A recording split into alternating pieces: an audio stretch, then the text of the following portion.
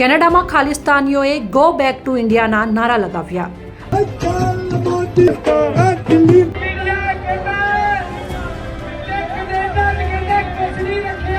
8 લાખ હિન્દુને ભારત મોકલવાની માંગ। મોદી શાહના પુતળાને કેદી બનાવી ફેરવવામાં આવ્યા। રવિવારે કેનેડાના ટોરન્ટોમાં ખાલિસ્તાની સમર્થકોએ હિન્દુ વિરોધી રેલી કાઢી હતી। આ રેલીમાં ખાલિસ્તાનીઓએ 8 લાખ હિન્દુને ભારત પાછા મોકલવા માટે નારા લગાવ્યા હતા।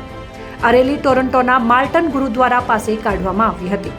આમાં એક મોટી ટ્રક પર જેલનું મોડેલ બનાવવામાં આવ્યું હતું અને ભારતના વડાપ્રધાન નરેન્દ્ર મોદી, ગૃહમંત્રી અમિત શાહ અને વિદેશ મંત્રી એસ જયશંકરના પુતળા મૂકવામાં આવ્યા હતા। આ પુતળાને કેદીઓ તરીકે દર્શાવવામાં આવ્યા હતા। ઉત્તર અમેરિકામાં હિન્દુ સમુદાયોના સંગઠન કોએલિશન ઓફ હિન્દુઝ ઓફ નોર્થ અમેરિકાએ આ હરકતને શરમજનક ગણાવી હતી।